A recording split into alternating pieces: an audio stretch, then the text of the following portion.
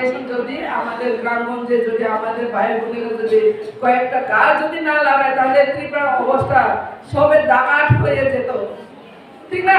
আজকে rubber contribution আছে বলে সব সরকাররা একটু গামছা ভিজে মুখের মধ্যে দিয়ে দিয়েছে, বলে কি আমরা এটা করেছি, আমরা ওটা করেছি, ঠিক না? আমার মানে আমাদের সাধারণ চলবো অরণ্য কবর সাধারণ হতো না।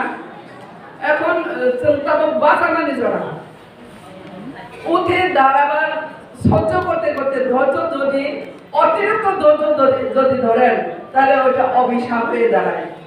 বুঝতে পেরেছেন তো? যেমন কংগ্রেসের আমলে আমরা অনেক কিছু দেখে আমরা সহ্য করেছি, সিপিএমের আমলে আমরা 25টা বছর আমরা সহ্য করেছি, কিন্তু এখন পিএস যেতে যেতে আমাদের পিঠে ওয়াল লেগে গেছে। আপনি কোথায় যাবেন? এখন সামনে এগিয়ে এখন যুদ্ধ করতে হবে। দিদিরা আপনারা রাজি আছেন কি? হ্যাঁ আছেন কি? আজকে দেখুন আমি একটা কথা বলি, আমাদের কয়েকদিন আগে অনবরত rape case, gang rape, murder মেরে ফেলে দেওয়া হয়েছে, গর্ভবতী থেকে আরম্ভ করে। আমি অনেক কিছু, আমি মহিলা কমিশনের বোর্ড মেম্বার ছিলাম 2018 থেকে, আমি দেখেছি, আমি নিজে এভিডেন্স অনেক কিছু সাবমিট করেছি, কিন্তু আমাদের পাশে কেউ দাঁড়ায়নি, আমাদের কোনো বিচার পায়নি, সুবিচার পায়নি। অনেক কিছু আমি সাবমিট করেছি, অনেক কিছু মেডিকেল রিপোর্ট থেকে আরম্ভ করে আমি অনেক কিছু সাবমিট করেছি। আজকে 6 বছর মেয়ে থেকে আরম্ভ করে 60 বছর মহিলা পর্যন্ত কোনো সারা হয়নি। আমাদেরকে গণদর্শন করা হয়, বিশেষ করে মহিলারা যে বেঁচে থাকার মতো আমাদের জায়গা নেই। গত 1-2 দিন আগে কি হয়েছে এখানে, যেটা বলে সামনেতে আমি নিজে খুব এসেছিলাম, আমি গিয়ে ইনভেস্টিগেশন করেছিলাম, দেখেছি, সব কিছু দেখেছি। তারপর আমি দুঃখের সহিত আমাকে বলতে হবে আমাদের কোনো ন্যায্য বিচার পাবে না, এটা আমি জানি। আগামীকালকে আমি বিশাল গিয়ে আমি সাক্ষী দেব 5 বছরের মেয়েকে 35 বছরের পুরুষ রেপ করেছে, medical report everything we have submitted their, কিন্তু আমাদের এখানে না আছে আমাদের পাশে কেন বলে আইন প্রশাসন, আইন বিভাগ নেই আমাদের কাছে, ফিনান্সিয়াল নেই, ল্যান্ডের মানে জায়গা সম্পত্তিতে আমাদের কোনো অধিকার নেই। পুরোপুরি আমাদেরকে এমন অক্ষম করে রেখেছে, আমরা ছাড়া কোনোখানে আওয়াজ তোলার মতো আমাদের জায়গা নেই। আজকে বোবাদা যদি না থাকতো, আমরা আসলো বলে 2016-তে আসলো বলে যখন আইপিএমপিরা টেম্পোরাল দাবি দিয়ে ওনারা যখন আসলো বলে বল মারতে গিয়েছিল, তখন সুরা হতো, বদল দিয়ে সুরা হতো, বিল্ডিংয়ে ইট পাটকেল করা হতো।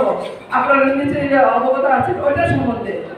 বেশি দূরে নয় 2016, কিন্তু 2021-এ যখন ত্রিপুরা আমাদের মহারাজা আমাদের পাশে যখন দাঁড়িয়েছিল, তখন থেকে আপনারা নিচে দেখেছেন আষ্টবলবাদের লাখো মানুষ দিয়ে আমরা একসাথে জোর হয়ে আমরা আমাদের দাবি আমরা আওয়াজ তুলতে পেরেছি।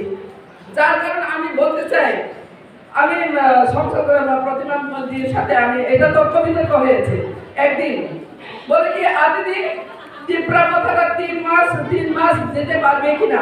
আজকে আমাদের ডেপুটি সিএম এর কাছে সামনে আমি বলছি, আমি অনেক প্রশংসা করি আমাদের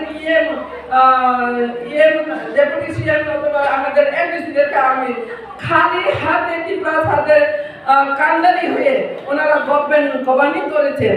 আমি অনেক নমস্কার আমাদের মিনিস্টারদেরকে, আমাদের এডিসি ডেপুটি সিএম স্পেশালি একদম মানে কেন বলে ওনাদের টাকা পাঠানো হয়নি, তারপর হাত খালি নিজে কেন বলে অনেক কিছু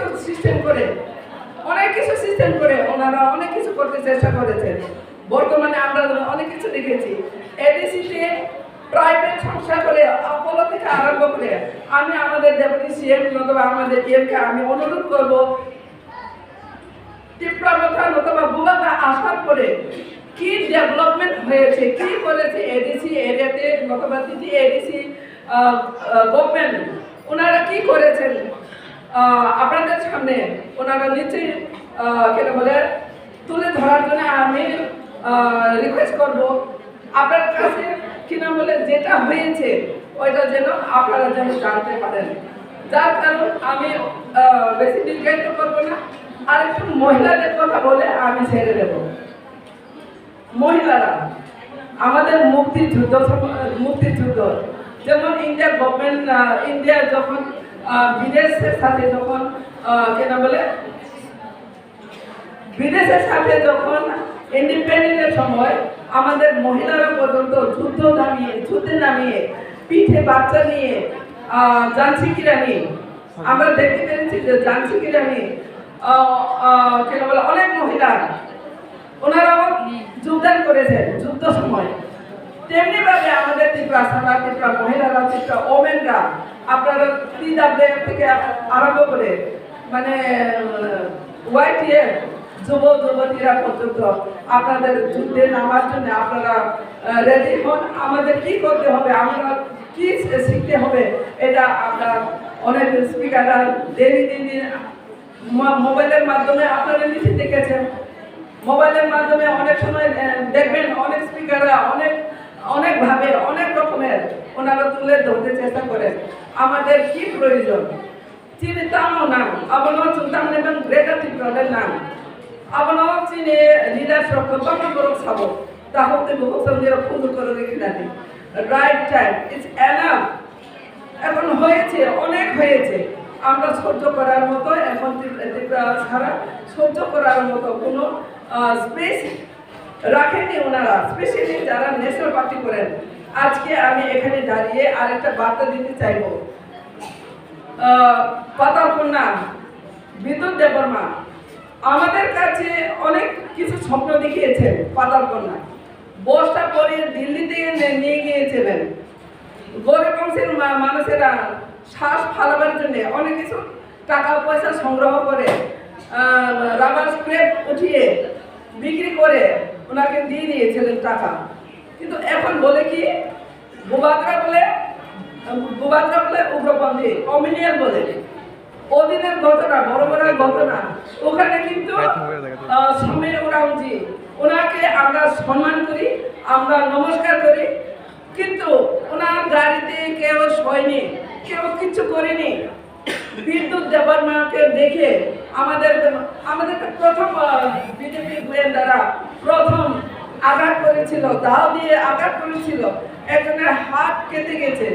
আজকে আমি ওইটাই বলি, প্রাইম মিনিস্টার মোদির জান লেওয়া হাওলা যদি হয়ে থাকে তাহলে আমি আজই জমাতে আমার জান লেওয়া, এটা কিন্তু ইন্ডিয়ান আমাদের বরাবর। কিন্তু মানুষের সম্মান, মানুষের কেন বলে মরাতা নতুবা কিছু করাতা সবেরই সমান। এই বলে সমীর রামজি ওখান থেকে এসে ওনাকে আঘাত করতে চেয়েছে, জানলেও হামলা করতে চেয়েছে, ওইটা নয়। যার কারণে আমি জিজ্ঞাসা করবো না, আমরা লিডারদেরকে আমরা কিনা বলে চিনে আমরা কাকে লিডার দেব, কাকে আমরা সম্মান করব, কাকে ফলো করব, এটা আমাদেরকে চিন্তা করতে হবে। আমাদের লিডার মহারাজা